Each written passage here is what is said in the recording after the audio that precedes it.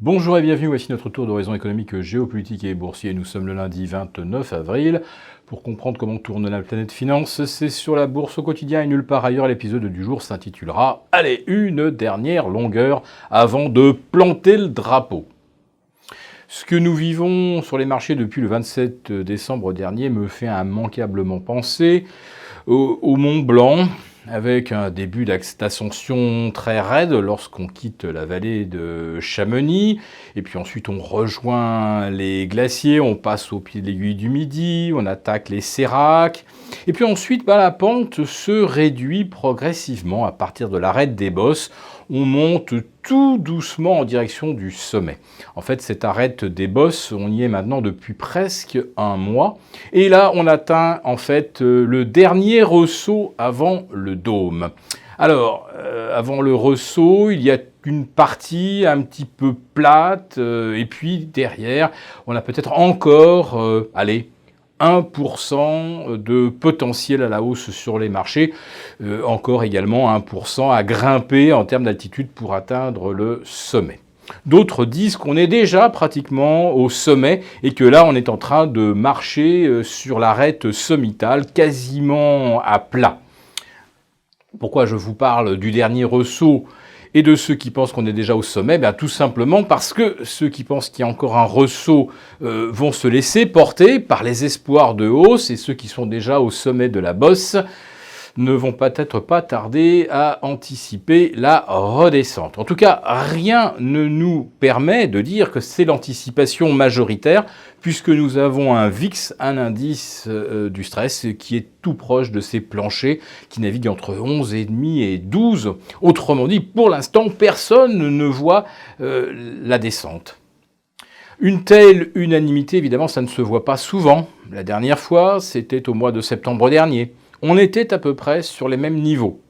Mais vendredi soir, Wall Street a pulvérisé ses records absolus. Alors, on va dire que la résistance est soulevée pour le S&P, pour le Nasdaq. Pour le Nasdaq 100, lui, ça y est, il vit sa vie bien au-delà des 7008 et il semble bien parti pour un rallye d'été. Alors d'ici là, il va falloir qu'on découvre les derniers trimestriels.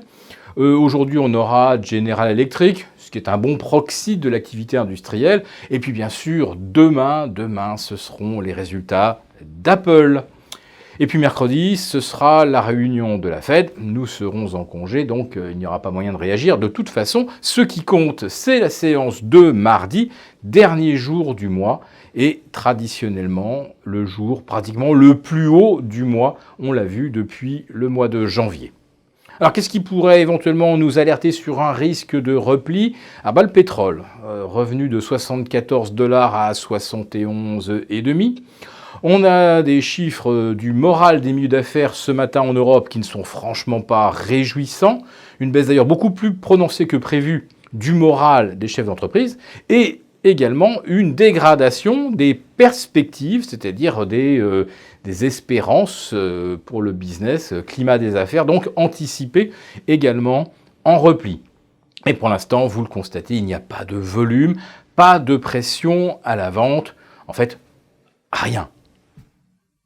Mais ça ne pose pas problème de constater qu'on a des séances de bourse dignes d'un 15 août, alors que le seul fait d'être au sommet historique devrait faire que mécaniquement, même avec des volumes réduits, une séance permettant d'atteindre un nouveau record devrait, à volume d'affaires égal, provoquer une petite hausse du chiffre d'affaires. En fait, chaque fois qu'on franchit une marche, on en franchit une autre dans l'autre sens en termes de volume. Regardez les volumes sur les 3 derniers mois. Février, mars, avril, c'est de la décroissance toutes les semaines. Les indices battent des records, annuels ou historiques, et de l'autre côté, les volumes se contractent. Autrement dit, on a l'impression que tout le monde est en train de se tasser dans le train, mais qu'en fait, il n'y a aucune porte de sortie le jour où sur lequel il sera indiqué qu'il est temps de prendre ses bénéfices.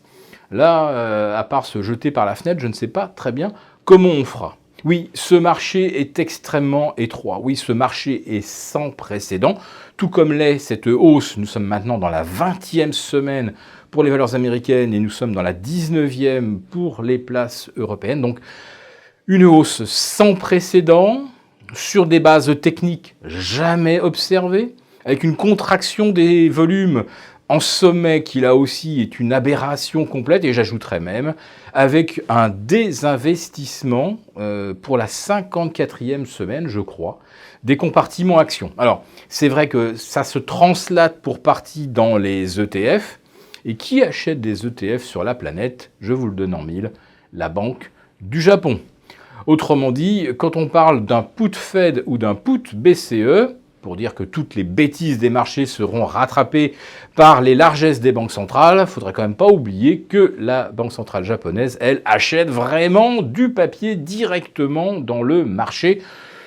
Ce qui suffit à prouver qu'il n'y a plus de marché puisque la Banque centrale fait à la fois le loyer de l'argent et détermine la valeur des actifs boursiers. Voilà, donc un marché qui ne fixe plus les prix de rien et où plus personne finalement ne rentre ni ne sort et il n'y a plus qu'une sorte d'inertie haussière. Sur quoi cela va-t-il déboucher? Je vous le prédis, je vous le promets, ce sera aussi de l'inédit.